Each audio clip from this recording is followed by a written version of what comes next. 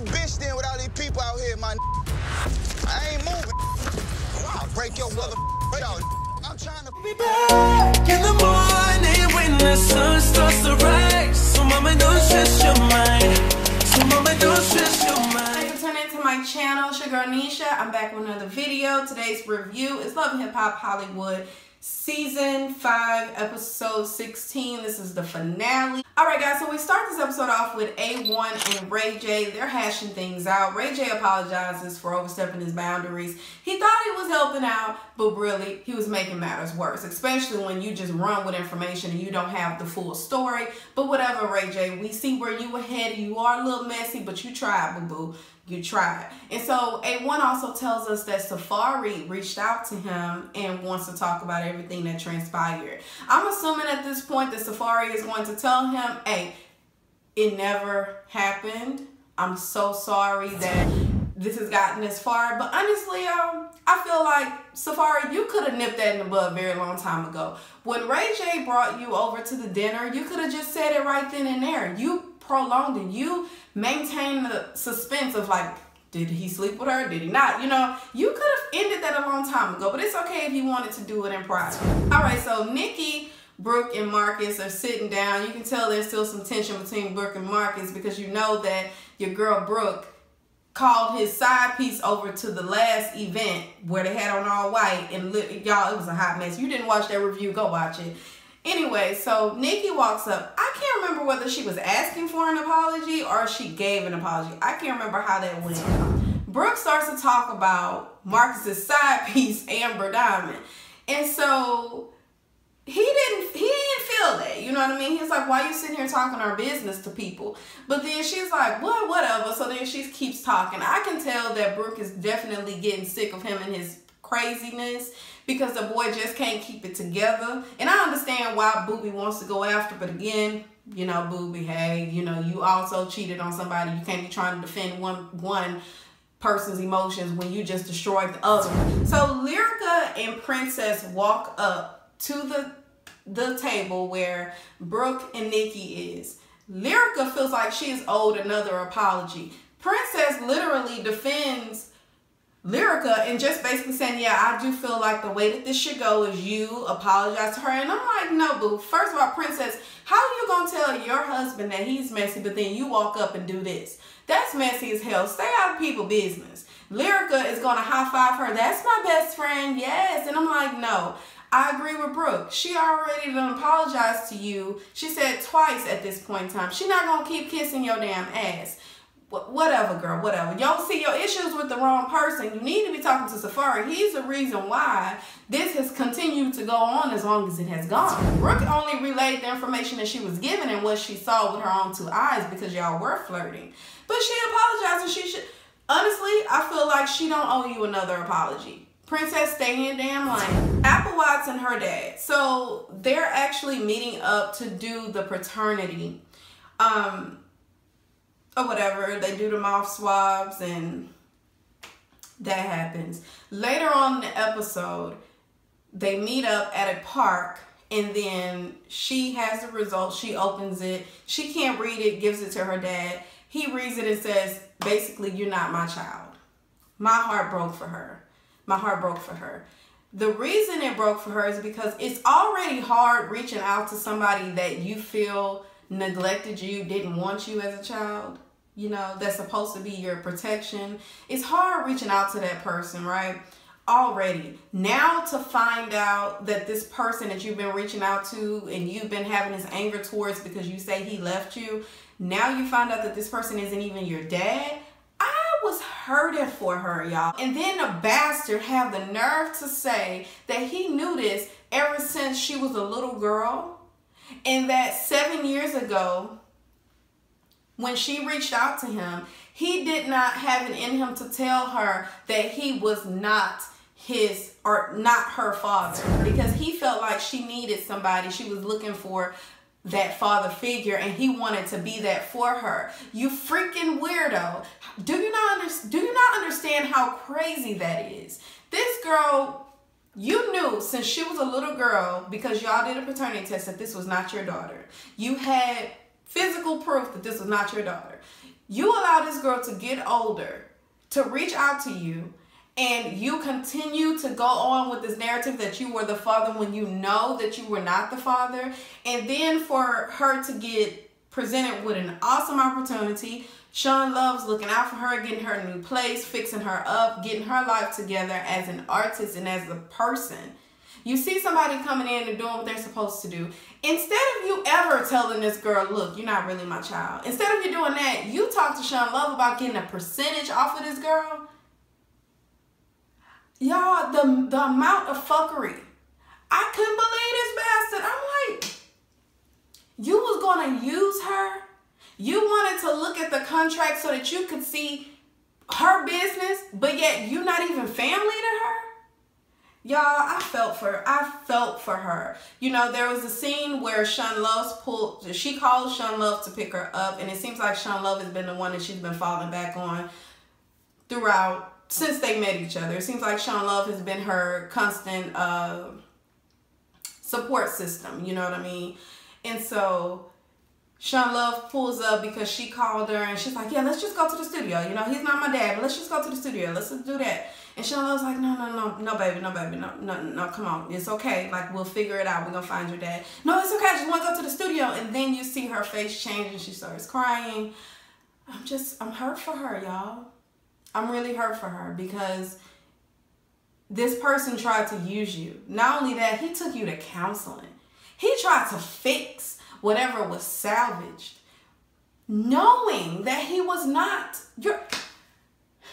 All right, y'all, I'm not going to spend too much time. Mama Steak Sauce and A1, they meet up and they're having the conversation. And Mama Sauce is like, you know, Patrice showed me these messages and did she cheat on you? Is this even your baby? You know, that was that time y'all wasn't together. And she's saying all of this. And he's just like, look, mama, either you're for me or you're against me. If you can't respect my wife, she comes first. She comes before you. If you can't respect her position, the fact that I trust and believe her, then you don't need to be in my life. I don't want the Bentleys, meaning his brother and his sister. I don't want them there. Actually, I don't want his wife there. And of course, he's not going to come if his wife can't come. I just don't need that energy around my wife. I respect that. He's standing up for his wife. Yeah, you know, she did whatever she did. Who cares? He's forgiven her, and it's not our business to try to convince him otherwise. She seemed a little hurt. Jaw dropped. I wanted to pick it up for her.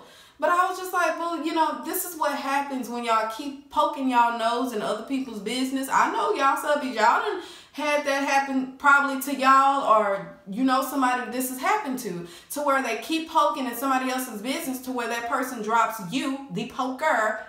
They drop you because they don't want that negativity in their relationship. They will find that person out for themselves. Yeah, we can try to tell a person all day, but we're not in that household with them. He really loves her. Obviously, she has apologized to him and maybe they figured it out.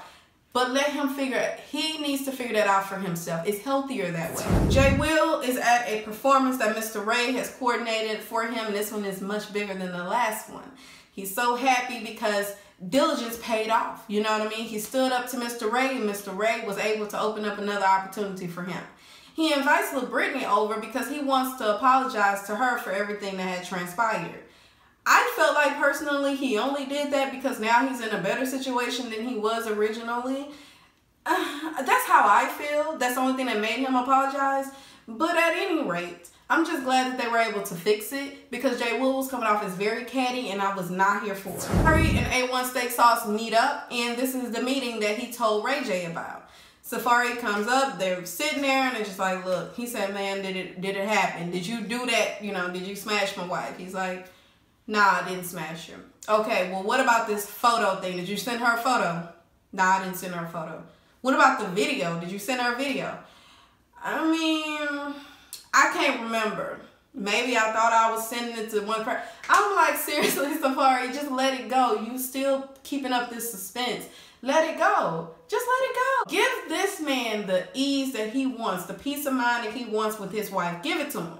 Just say, look, you know what I mean? If it did happen, just say, yeah, I probably sent her a picture. I'm sorry, man. I shouldn't have done that, dude. I'm sorry. Safaree did say that she confided in him whenever A1 was at the studio doing his own thing, that she felt alone, I'm assuming, and so she reached out. A1 steak sauce in Lear's house. So he comes in, he's very frustrated. This is like a black cloud when he comes in. He's just so depressed. And so Lyrica says she's been eating ice cream because she's just so nervous. And me personally, I'm like, why are you so nervous? Are you nervous because you thought he was going to tell him about the video? Are you nervous? Like, what you nervous about? Are you nervous about what Safaree said? You know, what are you nervous about? Because if you are nervous about him telling the truth, why? Like, why are you nervous about him telling him what actually did not happen? That was odd to me. You shouldn't be that nervous if nothing happened. So I feel like something did happen there. Anyway, he's so uneasy to where he's like, look, I think I need a paternity test. She was sad and disappointed by that, but she understands. He's in a tough spot. His family is telling him that this is not his baby. There's all this suspense going on with Safaree. I just can't trust it. I want a DNA test. I respect the dude that can just be honest. But he says he feels in his heart that this is his baby. So until he see otherwise, this is still going to be his child. Alright guys, so Rockstar, Ray J, and Safaree meet up, and Rockstar has on this mask that I cannot even take serious. He's saying that this is going to keep him, this muzzle going to keep him away from other men's women. That's what he's trying to do. He don't want to mess with no other man's woman, okay? Safaree basically tells him, look, I told A1 that it never happened. Ray J is appalled. He's like, what? Like, it didn't happen. He's like, no, I never told you that happened. Basically, when I said all of that, I was meaning the video. I wasn't talking about having sex with her, like smashing her. I wasn't talking about that. You messy, Ray J. That's not what I did. And he's like, so I misunderstood? Yes, you misunderstood, bro. You messy. That's not what I was talking about. So then they talk, so it never happened. So the photos never happened or whatever, or the video never happened. So then Safaree says, a wise man once said nothing at all. Again, he's leaving that cliffhanger there, trying to make us believe that maybe something did happen. I don't know. Eventually they'll tell us. But Rockstar ensures us that, you know what I said was the truth. I actually did smash Shorty. So now we're at the renewal. Lyrica asks A1 if they could renew their vows. They are going to do that. She's so happy. Baby Bentley is so happy. But it's a whole lot of mess going on. So first, we found out that Mama Steak Sauce didn't come. Mama Steak Sauce didn't come because she was going abroad to go meet with her little 23-year-old man friend that she ended up marrying later on. There's an actual update. If I find it, I'll actually put it in the video. But she actually got married to this young child that's actually younger than her own child. Cougar at its finest, okay? He probably was using her for a green card, but who knows? Anyway, she's not at the renewal. So we see her leaving. Mama Lyrica is singing. So y'all, it's just so cute and heartfelt. And, you know, they exchange vows or whatever. We find out that A1 says, you know what, whether it's my child or... No, until I find out that it's not my child, this is going to be my child. So he's going to be there. You know, he really feels deep in his heart of hearts that this is his child. Meanwhile, Paris has dropped the pen, okay? Because remember, Booby told her, catch a pen whenever you see Marcus. Marcus is at the party. So Paris then dropped the pen. And Moniece, what's his name? J will drop the pen for Moniece because Princess is there. Y'all, let's skim over this real fast. So Moniece pulls up and she's just like, what's up? What's up, Princess? Like, what's good? You know what I mean? You've been looking for me. Here I am. And so Princess is just throwing drinks at her. Eventually she throws the cake. What about them hands though? You didn't throw them hands. See, Moniece called you out. See, that's exactly what I'm talking about. Princess, you talk a whole bunch of shit. You was just so ready. Didn't care. Everybody kept telling you, boo, you got a baby. Don't be worried about that. You didn't care. You wanted to fight. When that girl made it, the opportunity present itself, you didn't even want to do that. You kept throwing stuff. What does that say about you, boo? Moniece was just sick of that. And she said, you know what? I'm done. Just bye. Because this hoe obviously don't want to fight. But we gonna see each other again. Booby done caught the pen.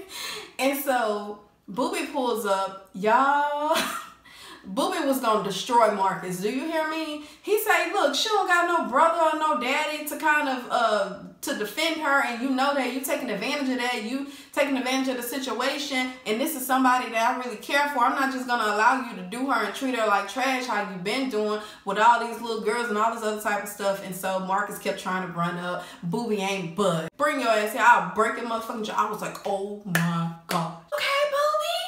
All right.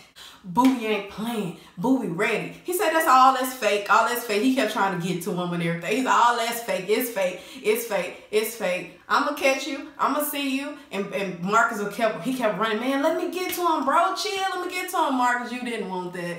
Booby looked like he was just ready to beat your ass because he don't like you any damn way. And with that said, y'all, that is the end of my review. Go ahead and get into the comments down below. Let me know what you thought about this episode. Also, don't forget to like, share, and subscribe with the bell so you're notified every time that I release. And until next time, bye. Yeah, low key and maybe high key. I been peeped that you like.